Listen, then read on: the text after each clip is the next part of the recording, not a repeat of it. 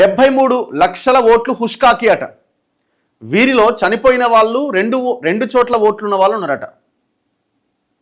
Enumeration ఫారాలు సమర్పించని వారు కూడా ఉన్నారట.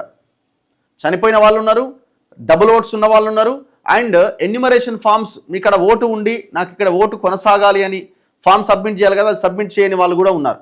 3,38,26,448 మంది ఓటర్లలో 2,64,73,616 మంది వివరాలు డిజిటైజ్ అయినాయట. ఇది మొత్తం ఓటర్లలో 78.26%, 94.31%తో భువనగిరి జిల్లా టాప్లో ఉంది. హైదరాబాద్ లాస్ట్లో ఉంది. రాజధానిలో ఏకంగా 20 లక్షల ఓట్లు ఏఎస్డి జాబితాలో ఉన్నాయట. 17వ తేదీన ముసాయిదా, లిస్టులో పేరు లేకపోతే మళ్ళీ ఛాన్స్ ఉన్నది. అప్పటికి ఫారాలు ఆధారాలు ఇవ్వకపోతే ఓట్ అవుట్. అంటే ఒక నెల రోజులు అభ్యంతరాలు క్లెయిమ్స్ ఇవన్నింటికి ఒక నెల రోజుల అవకాశం ఉంది. ఆలోపు మీరు మళ్ళీ అప్లై చేసుకోవడానికి ఛాన్సెస్ ఉన్నాయి. సో కాబట్టి ఈ సమయాన్నైనా మనం సద్వినియోగం చేసుకోవాల్సిన అవసరం ఉన్నది. అయితే ఈ అనామలీస్ జాబితాలో 73 లక్షల ఓట్ల అని అడుగుతుంది కాంగ్రెస్. ఇతర రాష్ట్రాలతో పోలిస్తే ఇది చాలా ఎక్కువ. పార్టీకి ఇంత యంత్రాంగం ఉండి ఏం లాభం? ఇన్ని ఓట్లు పోతే అది మనకే అవమానం. సర్ ప్రక్రియ తీరుపై మీనాక్షి తీవ్ర అసంతృప్తి. ఇంటింటికి వెళ్ళి తనిఖీ చేయండి. బిఎల్ఓల నుంచి ఎంపీల దాకా ఇదే పని మీద ఉండాలని ఆదేశం. అసలు ఈ తెలంగాణలో మీ కాంగ్రెస్ ముఖ్యమంత్రి దీని మీద ఏమైనా అవగాహన కల్పించే ప్రోగ్రామ్స్ ఏమైనా నిర్వహించిండా? ఇంకా ఇప్పుడు కాంగ్రెస్ కంటే బీఆర్ఎస్ బెటరు ఈ మీటింగ్స్ ఏర్పాటు చేయడంలో. ఇది ఈ ఓటర్ల జాబితాకు సంబంధం వాళ్ళు రెగ్యులర్ మీటింగ్స్ పెట్టుకుంటూ పోయినారు. ఒకానొక సందర్భంలో రేవంత్ రెడ్డి కూడా అన్నట్టున్నాడు ఈ మాట. సో వాళ్ళు చాలా దూకుడుగా వెళ్తున్నారు, మీరెందుకు ఈ పని చేయట్లేదని. సో చివరికి కాంగ్రెస్ రాష్ట్ర వ్యవహారాల ఇన్ఛార్జ్ కూడా అసంతృప్తి వ్యక్తం చేస్తున్నది. ఇంత పెద్ద పార్టీ అధికారంలో ఉండి యంత్రాంగం ఉండి ఏం లాభం? 73 lakh ఓటర్స్ ఎట్లా అనామలీస్ జాబితాలోకి, వివాదాస్పద ఓటు జాబితాలోకి వెళ్ళిపోతారు అని ఆమె క్వశ్చన్ చేస్తున్నది. రాష్ట్రంలో దాదాపు 73 లక్షల ఓట్లు గల్లంతు కాబోతున్నాయా? వీరిలో చనిపోయిన వారు, 2 చోట్ల ఓట్లు ఉన్నవారితో పాటు ఓటు హక్కు కోసం ఎన్యుమరేషన్ ఫారాలు సమర్పించిన వారు కూడా ఉన్నారా? ఎన్యుమరేషన్ ఫారాలు సమర్పించకపోతే వారి ఓట్లు జాబితా నుంచి పోనున్నాయా? ఈ ప్రశ్నలకు అవుననే సమాధానమే వస్తున్నది. ఓటరు జాబితా ప్రత్యేక సవరణ ప్రక్రియ ఎస్ఐఆర్ ముగిసింది. ఎన్నికల ప్రధాన అధికారి సోమవారం వెల్లడించిన వివరాల ప్రకారం రాష్ట్రం మొత్తం 3,38,26,448 ఎన్యుమరేషన్ ఫారాలు పంపిణీ చేశారు. వాటి డిజిటలైజేషన్ ప్రక్రియ 78.26% పూర్తయింది. అంటే 2,64,73,616 మంది. మిగిలిన 73,52,832 మంది ఓటర్లకు సంబంధించిన వివరాలు నమోదు చేయలే. వీరిని ఏఎస్డి అంటే absent, shift R death. Absent అంటే ఇవ్వని వాళ్ళు, ఫామ్ ఇవ్వని వాళ్ళు. రెండోది షిఫ్ట్ అయిన వాళ్ళు, అక్కడి నుంచి వేరే ప్రాంతానికి షిఫ్ట్ అయిన వాళ్ళు. డెత్ అంటే చనిపోయిన వాళ్ళు. సో వీళ్ళనే ఏఎస్డి అంటారు, దాన్ని ఏఎస్డి జాబితా అంటారు. సో ఏఎస్డి జాబితాలో కలిపేసిరట. అంటే చనిపోయిన వారు, 2 చోట్ల ఓట్లున్నవారు, ఎన్యుమరేషన్ ఫారాలు తీసుకొని వారు కూడా ఉన్నారు. ఒక్క హైదరాబాద్ జిల్లా పరిధిలోని దాదాపు 20 లక్షల మంది ఈ జాబితాలో ఉన్నారు. జిల్లా పరిధిలో 27,89,000 ఓటర్ల వివరాలు డిజిటలైజ్ చేశారు. 19,46,000 మంది ఏఎస్డి జాబితాలో ఉన్నారట. అంటే దాదాపు 41% అసలు ఆ ప్రాంతంలోనే లేరు. ఎన్యుమరేషన్ ఫామ్స్ ఇవ్వలే. అలాగే ఎన్యుమరేషన్ ఫారాల డిజిటలైజేషన్ ప్రక్రియలో యాదాద్రి భువనగిరి జిల్లా అగ్రస్థానంలో ఉంటే హైదరాబాద్ చివరిలో ఉంది. భువనగిరిలో 4,53,943 మంది ఓటర్లకు గాను 4,33,773 ఫారాలు డిజిటలైజేషన్ పూర్తయింది. అంటే దాదాపు 94.31%. ఆ తర్వాతి స్థానంలో జనగాం ఉన్నది 91.68%. తర్వాత మెదక్ 90%, సూర్యాపేట్ 90%, మహబాద్ 90%. అతి తక్కువ సంఖ్యలో డిజిటలైజేషన్ పూర్తయిన జిల్లాగా హైదరాబాద్ చివరి స్థానంలో ఉన్నది. ఇక్కడ 47,36,669 ఓటర్లుంటే 27,89,214 ఫారాలు డిజిటలైజేషన్ మాత్రమే పూర్తయింది. అంతకంటే కొంచెం మెరుగ్గా మేడ్చల్ మల్కాజ్గిరి జిల్లాలో 63.97%, రంగారెడ్డి జిల్లాలో 65.16% డిజిటలైజేషన్ చేపట్టారు. సో ఇక్కడ రూరల్ ఏరియాలో కొంత బెటర్గా ఉన్నది, కానీ పట్టణ ప్రాంతాల్లో ఓటర్ని కనిపెట్టడము, గుర్తించడము, వాళ్ళని ఒకవేళ ఉండి మీరు ఎందుకు సబ్మిట్ చేయలేదని అడగడము చాలా కష్టం. అది ఇప్పుడు మొన్న జూబ్లీహిల్స్ ఎలక్షన్స్ అప్పుడు అక్కడ 4 లక్షల మంది ఓటర్లు ఉన్నారు. వీళ్ళు పార్టీలు, మంత్రులు, అసలు అందరూ కార్పొరేషన్ చైర్మన్లు, ఆయా పార్టీల ఎక్కడెక్కడి నుంచో వచ్చిన లీడర్లు వెతికినా దాదాపు సగం మంది ఓటర్లను పట్టుకోలేకపోయారు. అరే డబ్బులు ఇస్తామని ఆయన ఎక్కడ ఉన్నారా బాబు అన్నా కూడా దొరకలే ఓటర్లు. ఒక్కొక్క ఇంట్లో 20 ఉంటాయి, 30 ఉంటాయి, కానీ అక్కడ పోతే ఓటర్లు ఉండరు. అంటే వాళ్ళంతా షిఫ్ట్ అయిన వాళ్ళు, ఉపాధి నిమిత్తము వాళ్ళు అక్కడికి వస్తారు, రెంట్కుంటారు, అక్కడ ఓటు నమోదు చేసుకుంటారు, 1 year 2 years ఉండి అక్కడి నుంచి వెళ్ళిపోయి ఇంకో దగ్గరికి వెళ్తారు. సో అట్లా ఉన్న వాళ్ళు చాలామంది ఉన్నారు. ఇప్పుడు ఆ షిఫ్ట్ అయిన ఓటుకు అప్లై చేసుకున్న వాళ్ళది కూడా తీసుకుంటలేరు. ఇప్పుడు నా ఓటు కూడా వేరే దగ్గర షిఫ్ట్ అయిన ఓటు ఇది ఇప్పుడు అవుతలేదు సార్ అంటున్నారు. సార్ అవుతుందా కాదు, తర్వాత ఫస్ట్ అయితే మీరు ఫామ్ తీసుకోండి అని ఇచ్చేసిన నేను. సో అట్లా చాలామందికి ఆ షిఫ్ట్ అయిన ఓట్స్కి మళ్ళీ ఫామ్ 8లో అప్లై చేయాలి. కొత్త ఓటర్ ఫామ్ 6, షిఫ్ట్ అయిన ఓటర్ ఫామ్ 8 అప్లై చేయాలి. ఇప్పుడు ఇందులో ఇంకొకటి ఏంటంటే ఈ హైదరాబాద్ బేస్డ్ ఓట్లలో దాదాపుగా ఎన్ని ఓట్లు పోయినాయి అంటున్నారు? 27,89,214 డిజిటలైజ్ అయినాయి, మిగతాయి మొత్తం కాలే. అంటే దాదాపు 40% కాలే, అంటే ఆల్మోస్ట్ 20 లక్షలు కాలే. మరి ఇప్పుడు 20 లక్షల మందిలో 2 ఓట్లు ఉన్న వాళ్ళు ఎంతమంది? 2 ఓట్లు అంటే మళ్ళీ జిల్లా టు జిల్లా, తెలంగాణ బిడ్డల ఓట్లు 2 ఉంటే అది తీసుకోవట్లేదు, అది ఓకే. మరి స్టేట్ టు స్టేట్, ఇప్పుడు బీహార్ వాళ్ళు ఉన్నారు, గుజరాత్ ఉన్నారు, రాజస్థాన్ ఉన్నారు, పక్కన ఉన్న ఆంధ్రప్రదేశ్ వాళ్ళు చాలామంది ఉన్నారు. మరి వాళ్ళ డబుల్ ఓట్స్ని కూడా తీసేసిరా? ఇది చాలా కీలకం. ఇప్పుడు ఆ 20 లక్షల ఓట్లలో ఎవరున్నారు కీలకంగా అన్నది చాలా ఇంపార్టెంట్. 2 రాష్ట్రాల్లో ఉన్న వాళ్ళు, అక్కడ ఇక్కడ ఓటు ఉన్న వాళ్ళు కూడా మళ్ళీ అప్లై చేసుకున్నారా? అప్లై చేసుకుంటే అది కూడా నేరం అవుతుంది. ఈ నెల 17వ తేదీన ముసాయిదా ఓటరు జాబితాను ప్రకటిస్తారు. ఎప్పుడు? రేపు 17న. ఆ తర్వాత ఏఎస్డి జాబితాలో ఉన్న వారికి నోటీసులు ఇస్తారు. అంటే డెత్, యాబ్సెంట్, షిఫ్ట్ అయిన ఆ జాబితాలో ఉన్న వారికి నోటీసులు ఇస్తారట. కేంద్ర ఎన్నికల సంఘం సూచించిన 12 గుర్తింపు కార్డుల్లో ఏదో ఒక దాన్ని వీరు సమర్పించాల్సి ఉంటుంది. దానివల్ల దాన్ని ఎలక్టోరల్ రిజిస్ట్రేషన్ అధికారి పరిశీలించి ఆమోదించాలి. ఆ తర్వాతే తుది ఓటర్ జాబితాలో పేరుంటుంది.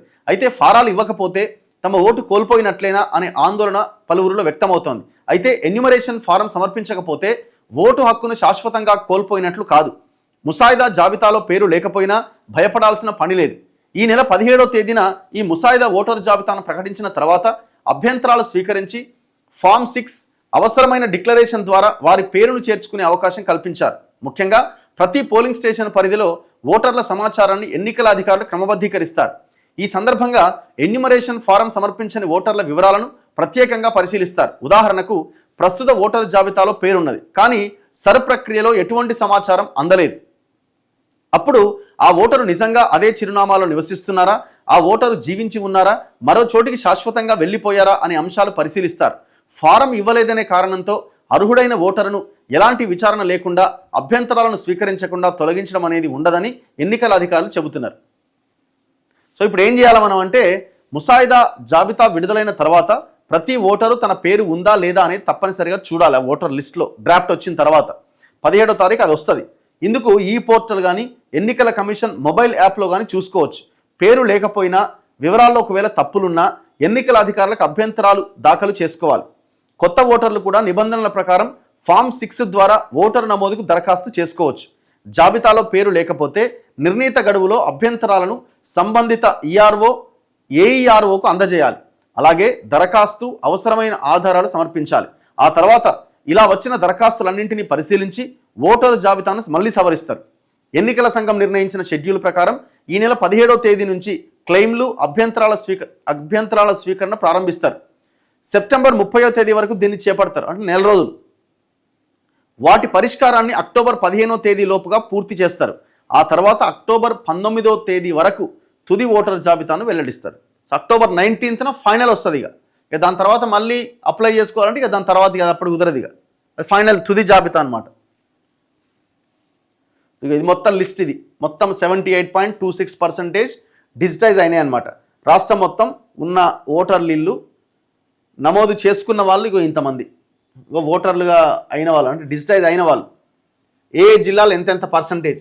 ఆల్మోస్ట్ రూరల్ ఏరియాలన్నీ ఆసిఫాబాద్ 89%, మంచిర్యాల 82, ఆదిలాబాద్ 86, నిర్మల్ 85, నిజామాబాద్ 85, కామారెడ్డి 87, జగిత్యాల 89, పెద్దపల్లి 88, కరీంనగర్ 83, రాజన్న సిరిసిల్ల 87, సంగారెడ్డి 79, మెదక్ 90, సిద్దిపేట 88, రంగారెడ్డి 65, వికారాబాద్ 79, మల్కాజ్గిరి 63, హైదరాబాద్ 58, మహబూబ్ నగర్ 85, నాగర్ కర్నూల్ 84%, వనపర్తి 86%, గద్వాల 87%, నల్గొండ 89%, సూర్యాపేట్ 90%, భువనగిరి 94%, జనగాం 91%, మహబాద్ 90%, వరంగల్ 87%, హన్మకొండ 79, భూపాలపల్లి 87, భద్రాద్రి కొత్తగూడెం జిల్లా 86%, ఖమ్మం జిల్లా 87%, ములుగు 88, నారాయణపేట్ 84, మొత్తం 78.26 average.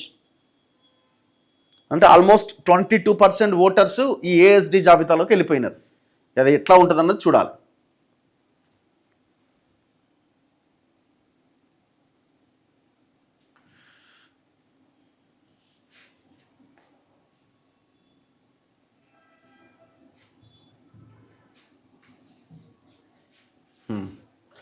Politics is all about thieves అట.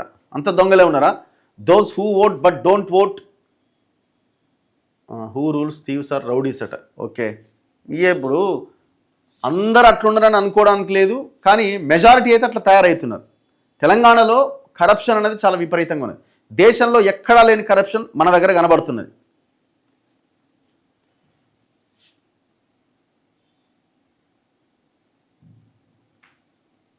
పెట్టిన మెసేజ్ ఇన్నిసార్లు ఎవరు బ్రదర్ మీరు?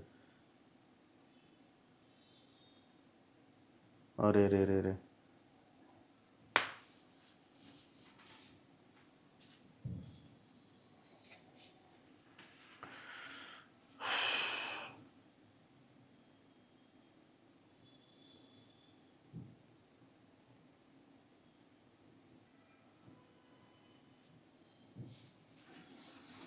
Next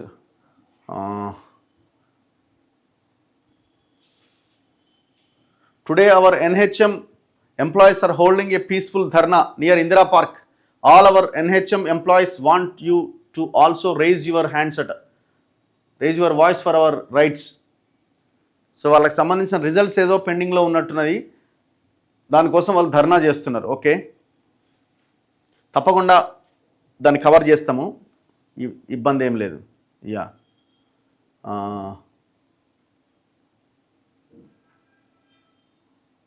many people are driving these RTC drivers. Phone మాట్లాడుకుంటూ డ్రైవ్ చేస్తున్నారట.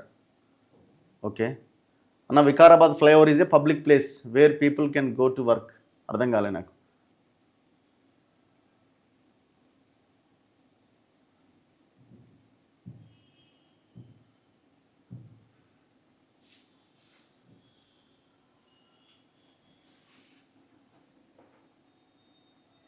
Gautami, a government teacher in Khammam, was suspended for supporting a private school in Reel.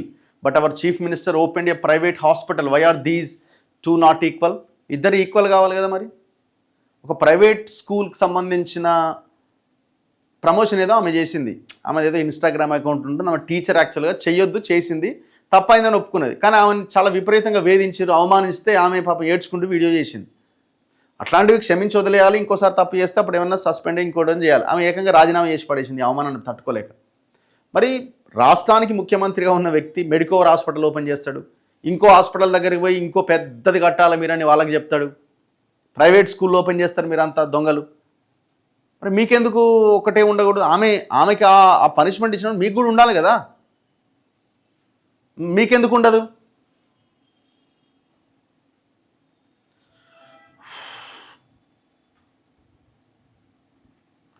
Employees digital health cards have not arrived at at. ఇంకా రాలేదా? But they are cutting salaries. జీతాలు cut చేస్తున్నాను, card ఇంకా రాలేదట. Okay, అడగండి మీ సంఘాలు ఏం చేస్తున్నాయి, టీఎన్జిఓలు, టీజీఓలు.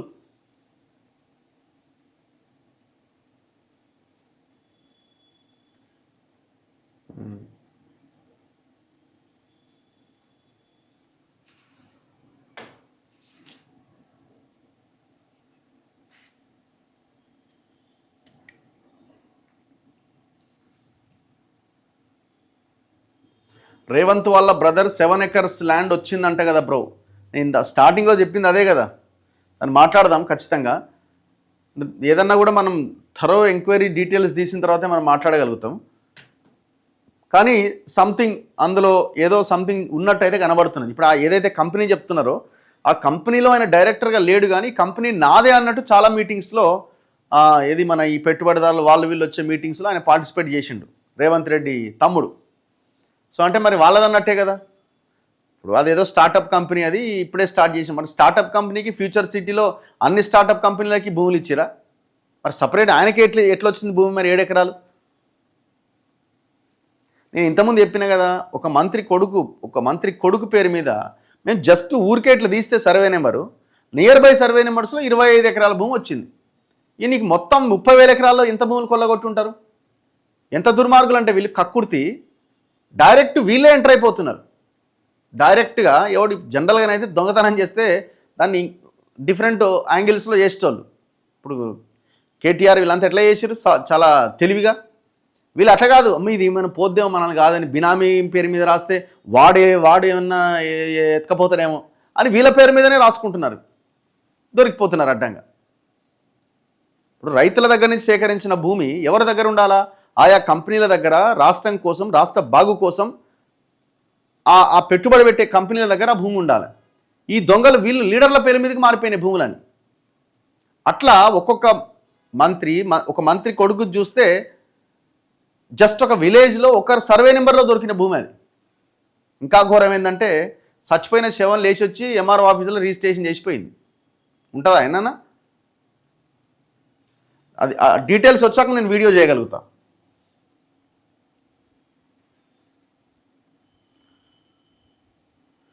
Brother, you should come to Siricilla sometime and show everyone the lives of our handloom workers. తప్పకుండా